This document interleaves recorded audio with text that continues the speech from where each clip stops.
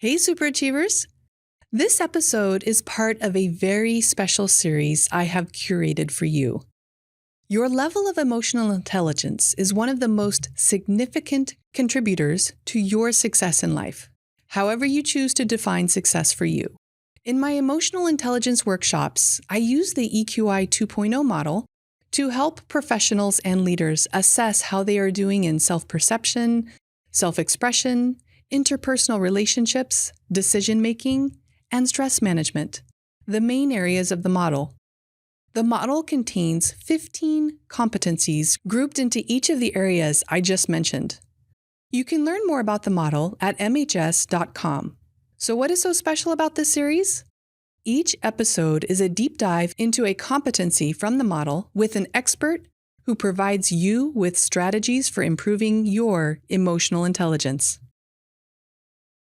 In this episode, Hassan Kamel tells us about emotional intelligence and the EQI 2.0 model. Hassan is the lead consultant for OKA. He is a master trainer, a skilled facilitator, an experienced executive coach, and organizational development consultant. Welcome, Hassan. Thank you for joining us today. Well, thank you, Christina. Well, I'm excited you're here. You're kicking off this whole series that we're having on emotional intelligence, in particular using the EQI 2.0 model. But before we do that, can you share a little bit about yourself with our listeners?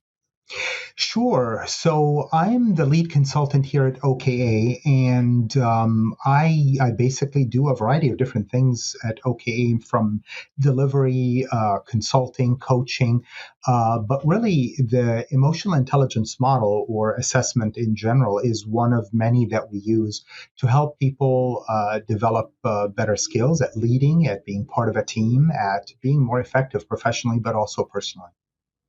Yeah, I love it. Well, and emotional intelligence is like the foundation for all of that, right? Absolutely. No, Yeah. absolutely. Yes. Well, so let's set the tone. And for our listeners, can you define emotional intelligence? Sure. So really in sum, it's the total sum of our behaviors that we bring into the world with us to deal with situations in general.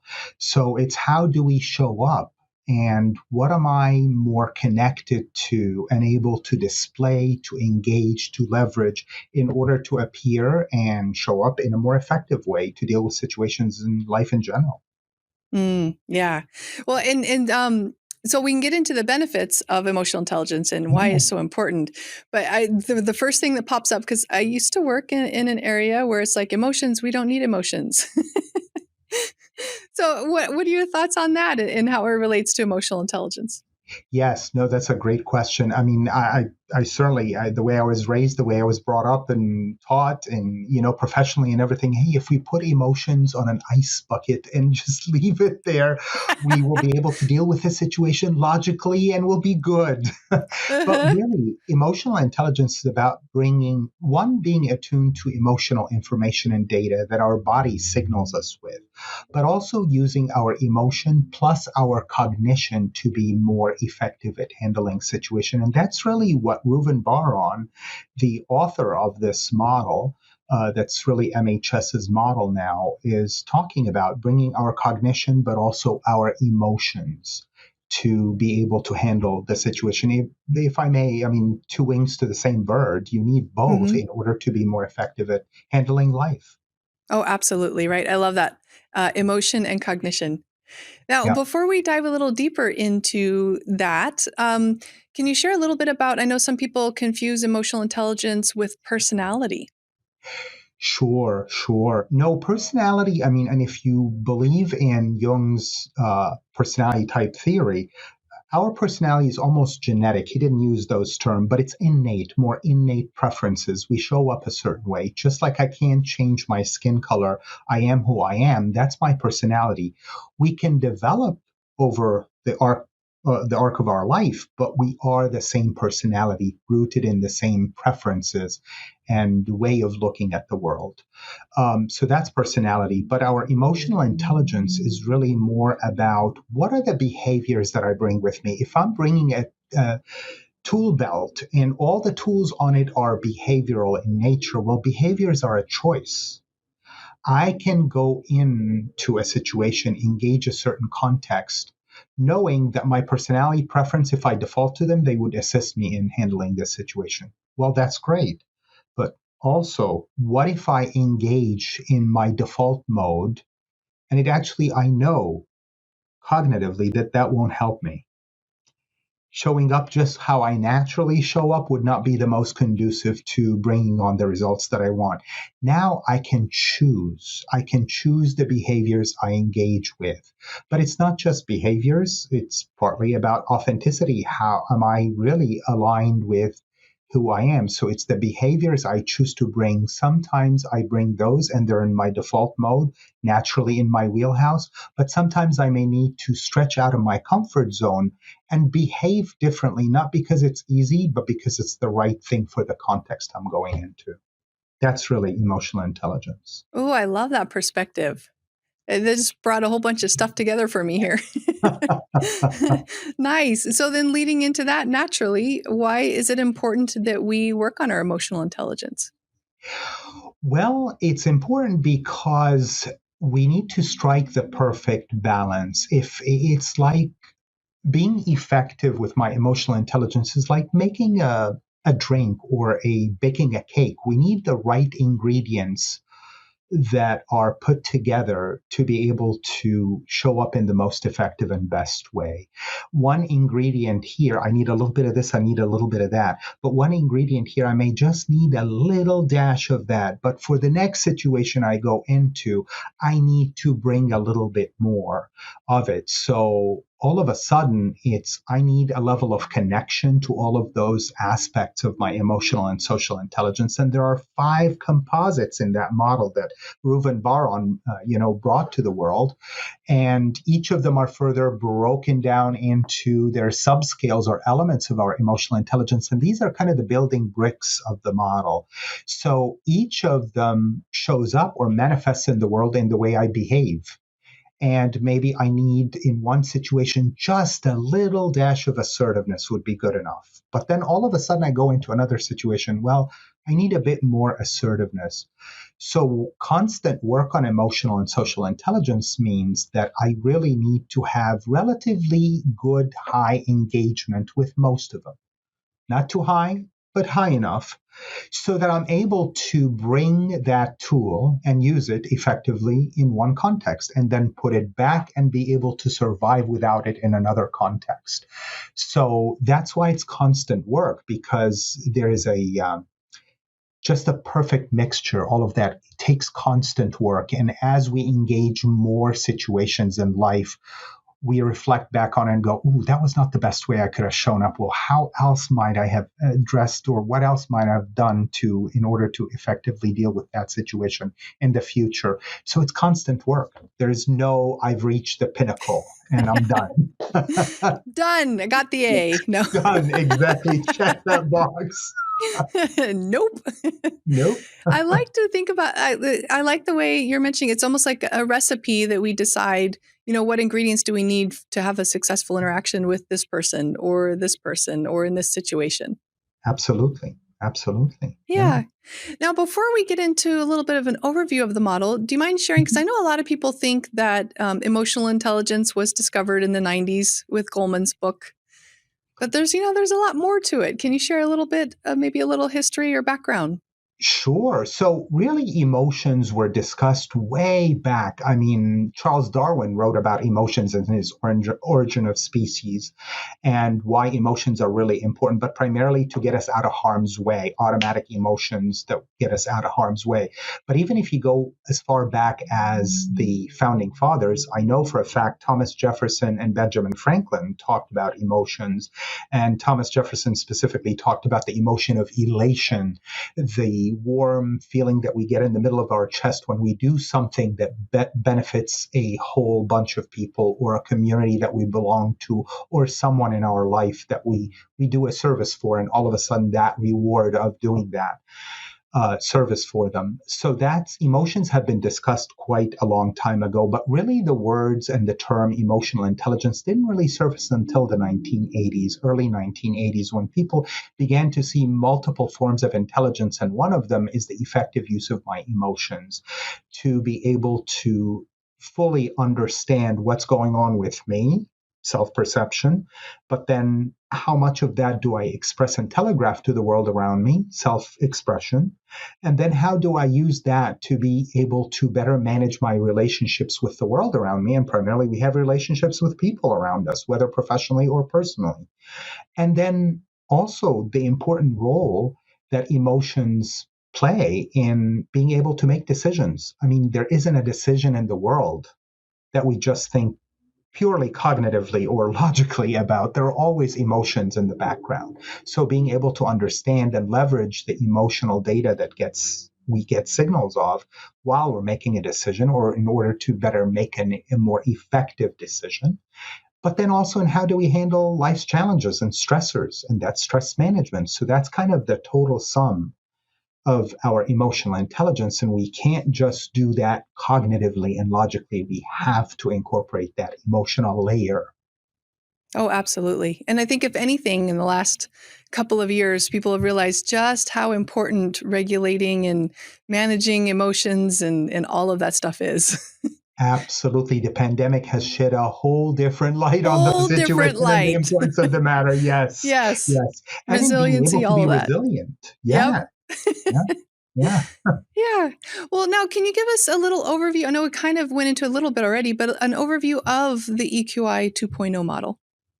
Sure. So the EQ 2.0 model is really important in the sense that it breaks it down into its building bricks or building blocks so that then I can tackle one particular area and do something about it.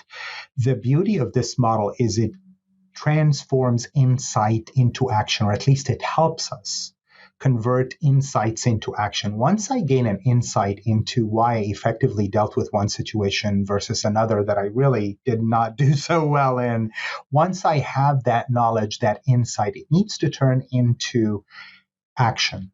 So if I'm given feedback and I experience my team telling me, Hassan, you don't really listen very effectively, or you don't listen much. You're on to the next idea or into presenting, your next idea or your next point, as opposed to listening actively to me. Well, okay, now I know empathy is the way I can target this. I need to work on my empathy and being able to at least develop some cognitive empathy, if not even emotional empathy. But it gives me a way to really break it down into its building bricks. And that way I can tackle one area or two, maximum three at any one point in time. So that's the beauty of this model, as opposed to other emotional intelligence models or theories that are out there. It helps us look at it from a 30,000 foot view in its totality. That's our total sum EQ, but then divide it into its composites, which are further divided into their subscales or elements, and I can do the work there.